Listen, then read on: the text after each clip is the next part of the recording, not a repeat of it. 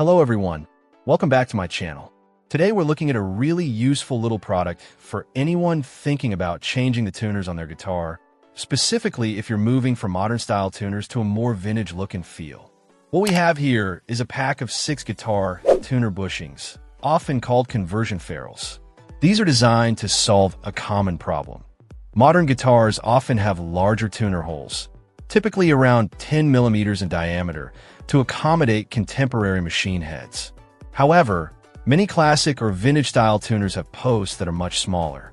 Try to put a vintage tuner into a modern 10 millimeters hole results in a loose, wobbly fit, which is obviously not good for tuning stability or the longevity of the tuner itself. That's where these bushings come in. They are essentially metal sleeves that fit snugly into those modern 10 millimeters holes. Once installed, they reduce the effective diameter of the hole, providing a proper, tight fit for vintage-style tuner posts.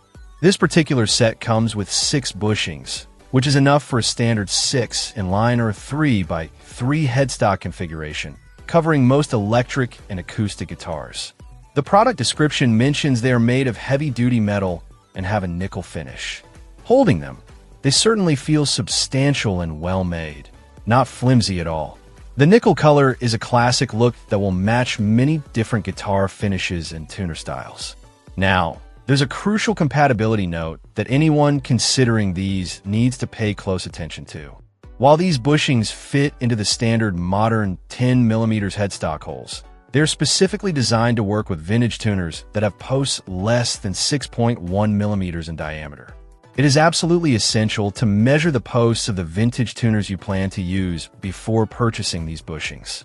If your vintage tuner posts are 6.1 millimeters or larger, these bushings will not work correctly and you'll need a different solution.